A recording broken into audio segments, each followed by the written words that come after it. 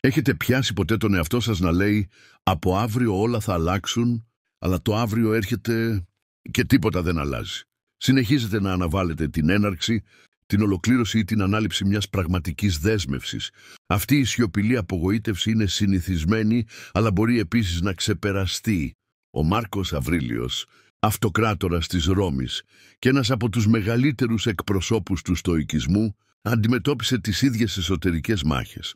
Παρόλο που κυβερνούσε μια αυτοκρατορία, έπρεπε επίσης να νικά τον εαυτό του κάθε μέρα. Σε αυτό το βίντεο θα εξερευνήσουμε πώς να οικοδομήσουμε την αυτοπειθαρχία σύμφωνα με τον Μάρκο Αβρίλιο, όχι με έτοιμες φράσεις, αλλά με βαθιές και πρακτικές αρχές που έχουν αντέξει στο χρόνο. Αν αναζητάτε περισσότερη συγκέντρωση, σταθερότητα και ελευθερία, να ζείτε σύμφωνα με τις αξίες σας και όχι να κυριαρχήσετε από στιγμιαίες παρορμήσεις, αυτό το περιεχόμενο είναι για εσάς, γιατί τελικά, όπως έγραψε, έχετε εξουσία πάνω στο μυαλό σας, όχι πάνω στα εξωτερικά γεγονότα. Συνειδητοποιήστε το αυτό και θα βρείτε δύναμη. Ο Μάρκος Αβρίλιος δεν ήταν ένας απομονωμένος μοναχός ή ένας στοχαστής μακριά από την πραγματικότητα. Ήταν αυτοκράτορας της Ρώμης, διοικητής στρατών, υπεύθυνος για αποφάσεις που επηρέαζαν εκατομμύρια ζωές, κι όμως έβρισκε καθημερινά χρόνο να γράφει στον εαυτό του. Οι σκέψεις του δεν ήταν ομιλίες για άλλους. Ήταν προσωπικές υπενθυμίσεις, διάλογοι με το ίδιο του το μυαλό. Αυτοί οι προβληματισμοί αποτελούν το βιβλίο «Διαλογισμοί», ένα κλασικό έργο της στοικής φιλοσοφίας. Και ακριβώς επειδή έζησε κάτω από τόσο μεγάλη πίεση, ο Μάρκος Αβρίλιος έχει γίνει τόσο ισχυρό σημείο αναφοράς για την εποχή μας. Έζησε περιτριγυρισμένος από το χάος, την προδοσία, τον πόλεμο και τις ασθένειες, και όμως προσπαθούσε να κρατήσει τη λογική του, τις αξίες του και τον αυτοέλεγχο του. Σήμερα αντιμετωπίζουμε ένα διαφορετικό είδος χάους, ψηφιακό, συναισθηματικό, εσωτερικό. Αλλά η ρίζα του προβλήματος παραμένει. Πώς διατηρούμε τον προσανατολισμό μας όταν όλα γύρω μας και μέσα μας απομακρύνουν από αυτόν? Η σοφία του Μάρκου Αβριλίου διατρέχει αιώνες επειδή ασχολείται με κάτι οικουμενικό. Πώς να ζούμε με σαφήνεια, πρόθεση και πειθαρχία ακόμη και στα χειρότερα σενάρια. Σήμερα δεν αντιμετωπίζουμε βαρβαρικούς στρατούς, αλλά συνεχείς μάχες μέσα στο ίδιο μας το μυαλό.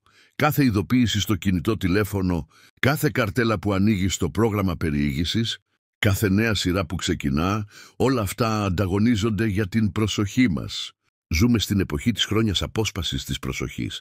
Και, ηρωνικά, ποτέ άλλοτε δεν είχαμε τόσους πολλούς πόρους για να είμαστε παραγωγικοί και τόσο λίγη δύναμη για να τους χρησιμοποιήσουμε με συνέπεια. Θέλουμε να αλλάξουμε τη ζωή μας, αλλά πηδάμε από συνήθεια σε συνήθεια χωρίς συνέχεια. Αγοράζουμε ημερολόγια, δημιουργούμε λίστες, ξεκινάμε τη μέρα μας με κίνητρο και στο τέλος υποκύπτουμε στο παλιό μοτίβο. Σαρώνουμε την τροφοδοσία, αναβάλουμε εργασίες, κάνουμε τι είναι βολικό αντί για ό,τι είναι απαραίτητο.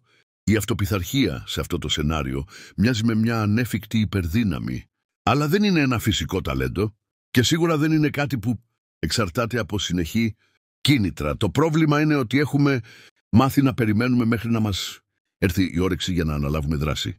Αλλά ο Μάρκος Αβρίλιος και ο στοικισμός στο σύνολό του μας δείχνει το αντίθετο. Το να ενεργείς παρά τη θέληση είναι αυτό που χτίζει χαρακτήρα. Αυτό που λείπει δεν είναι περισσότερες πληροφορίες ή περισσότερος χρόνος. Αυτό που λείπει είναι η εσωτερική κατεύθυνση. Η ικανότητα να μένεις σταθερός, ακόμα και όταν η παρόρμηση είναι να σταματήσεις. Και εδώ είναι που η στοική φιλοσοφία έρχεται σαν πηξίδα, όχι για να σας υποσχεθεί γρήγορα αποτελέσματα, αλλά για να σας βοηθήσει να χτίσετε βαθιές ρίζες. Για τους στοικούς, η αυτοπειθαρχία δεν είχε να κάνει με την ακαμψία ή την αυτοκατηγορία. Είχε να κάνει με την ελευθερία. Ναι, την ελευθερία. Διότι σύμφωνα με αυτούς, μόνο όσοι είναι σε θέση να κυβερνούν τον εαυτό τους είναι πραγματικά ελεύθεροι.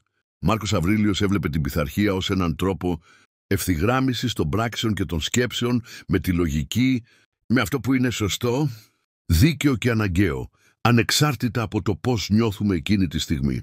Δεν έχει να κάνει με την καταπίεση των συναισθημάτων ή με το να γίνεσαι μηχανή, αλλά με το να μην αφήνεις τις επιθυμίες, τους φόβους ή τους περισπασμούς να κυριαρχούν στη ζωή σου. Η στοική αυτοπειθαρχία είναι σιωπηλή, εσωτερική είναι η συνήθεια να αποφασίζεις ξεκάθαρα, να επαναλαμβάνεις σταθερά και να μην ενδίδεις σε ό,τι είναι φευγαλαίο. Αντί να βασίζετε σε κίνητρα, στηρίζετε στη σταθερότητα. Όταν το καταλάβετε αυτό, συνειδητοποιείτε ότι η πειθαρχία δεν προέρχεται από μεγάλες αποφάσεις, αλλά από μικρές επιλογές που γίνονται ξανά και ξανά, επιλέγοντας να σηκωθείς ακόμα και όταν νηστάζεις, επιλέγοντας τη σιωπή έναντι της αντιδραστικότητας, επιλέγοντας αυτό που είναι σωστό, ακόμα κι αν κανείς δεν το βλέπει. Και για να αναπτύξει αυτή τη δύναμη, ο Μάρκο Αουρέλιο βασίστηκε σε αρχές, όχι μαγικές φόρμουλες, αλλά στέρεες βάσεις που μπορούμε να εφαρμόσουμε σήμερα. Ο Μάρκο Αουρέλιο κατάλαβε ότι μία από τις μεγαλύτερες προκλήσεις για τα ανθρώπινα όντα είναι να αντισταθούν στις δικές τους παρορμήσεις.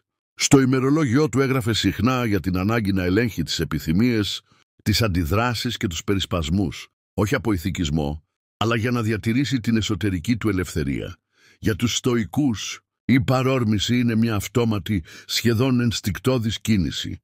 Είναι αυτή η παρόρμηση να αναβάλουμε τη δουλειά, να αντιδράσουμε θυμωμένα, να αναζητήσουμε την άμεση ευχαρίστηση, αλλά το να αντιδράτε χωρίς προβληματισμό σημαίνει ότι παραδίδετε τον έλεγχο της ζωής σας σε εξωτερικές δυνάμεις ή στην παροδική συναισθηματική σας κατάσταση. Το να κυριαρχείς στις παρορμήσεις δεν σημαίνει να γίνεσαι ψυχρός, αλλά να ενεργείς με πρόθεση. Σημαίνει να σταματάς για ένα δευτερόλεπτο πριν αντιδράσεις, να αναπνέεις πριν αντιδράσεις, να επιλέγεις να μην ενεργείς ως σκλάβος του συναισθήματος. Στην πράξη, αυτό μπορεί να ασκηθεί σε μικρές καθημερινές καταστάσεις. Να μην ανοίγετε το κινητό σας τηλέφωνο την πρώτη ώρα της ημέρας, να τρώτε με μέτρο, να λέτε αποφασιστικά όχι όταν κάτι θίγει τις αξίες σας. Κάθε μικρή νίκη είναι προπόνηση για μεγαλύτερες προκλήσεις. Όπως έγραψε ο Μάρκο Αουρέλιο, έχετε εξουσία πάνω στο μυαλό σας, όχι πάνω στα εξωτερικά γεγονότα. Συνειδητοποιήστε το αυτό και θα βρείτε δύναμη. Και εστιάζοντας σε αυτή τη δύναμη, εισέρχεστε στη δεύτερη βασική αρχή της αυτοπειθαρχίας, να γνωρίζετε ακριβώς πού βρίσκεται ο έλεγχός σας. Μια από τις πιο κεντρικές ιδέες του στοικισμού, που επαναλαμβάνεται αρκετές φορές από τον Μάρκο Αουρέλιο, είναι η διάκριση μεταξύ αυτού που είναι υπό τον έλεγχό μας και αυτού που δεν είναι. Αυτή η κατανόηση είναι απελευθερωτική, αλλά και βαθιά πειθαρχική. Δεν ελέγχουμε τον καιρό, την κυκλοφορία, τις αντιδράσεις των άλλων ή τα άμεσα αποτελέσματα των πράξεών μας. Ελέγχουμε όμως τι σκεφτόμαστε, πώς αντιδρούμε, πώς επιλέγουμε να δράσουμε, ακόμη και μπροστά στην απογοήτευση. Και από εκεί ξεκινάει η πειθαρχία. Πόσες φορές αγχώνεστε για κάτι που δεν μπορείτε να αλλάξετε? Πόσες φορές παραλύετε επειδή δεν υπάρχει το ιδανικό σενάριο? Ο Μάρκο Αουρέλιο μας υπενθυμίζει: η σπατάλη ενέργεια σε κάτι που δεν εξαρτάται από εμάς είναι σπατάλη. Η αληθινή δύναμη έγκυται στο να επικεντρωνόμαστε σε αυτό που μπορούμε να κάνουμε εδώ και τώρα. Στην πράξη, αυτό σημαίνει να εγκαταλείψουμε την αιμονή με την τελειότητα, την έγκριση ή τα γρήγορα αποτελέσματα και να ανακατευθύνουμε την προσοχή στην προσπάθεια, την πρόθεση και τη συμπεριφορά.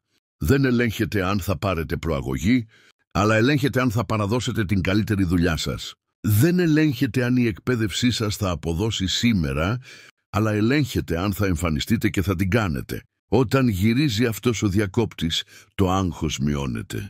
Και με λιγότερο άγχος έρχεται περισσότερη διάβγεια.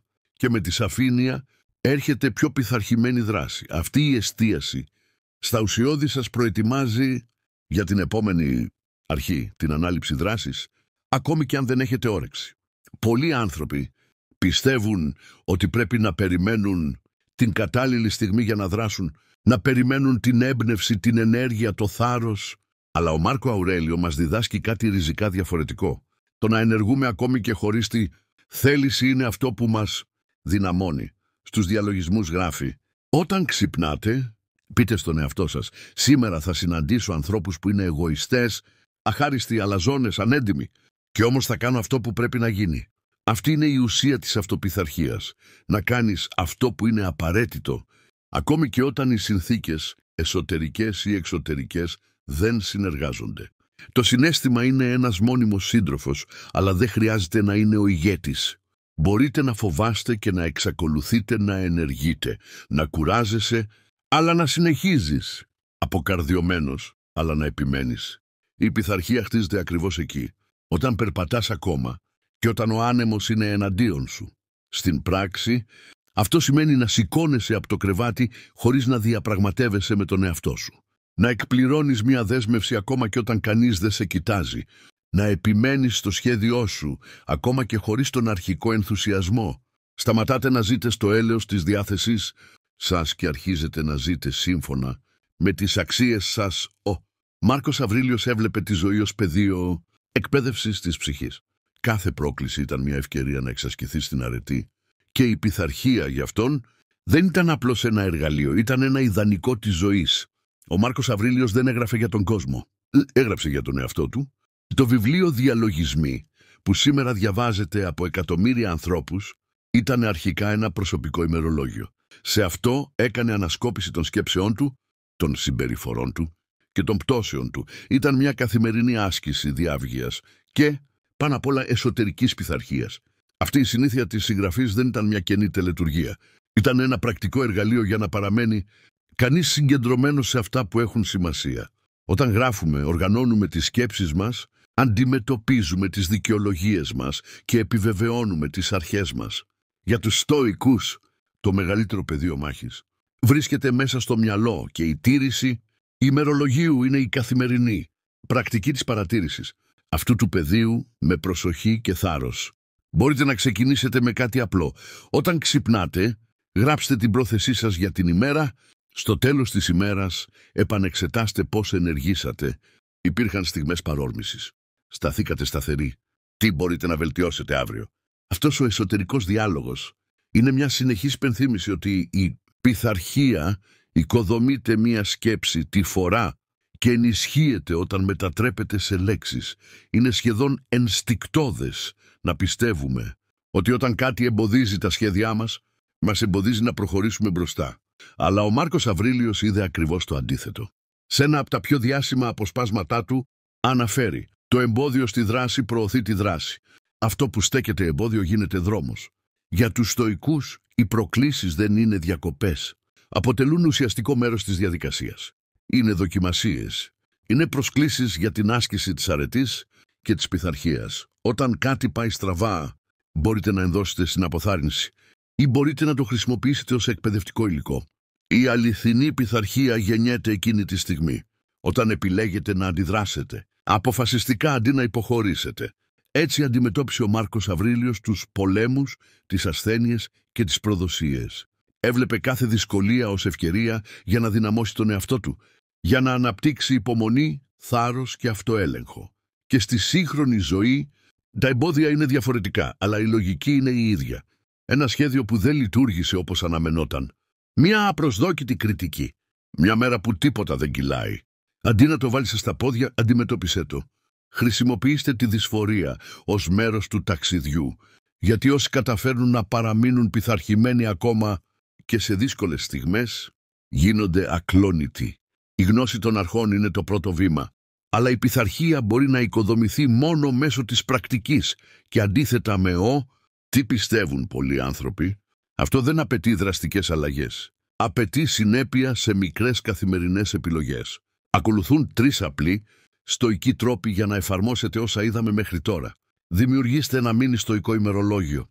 Κάθε πρωί γράψτε μια πρόθεση. Π.χ. σήμερα θα ενεργήσω με υπομονή ακόμα και υποπίεση. Το βράδυ αναθεωρήστε την.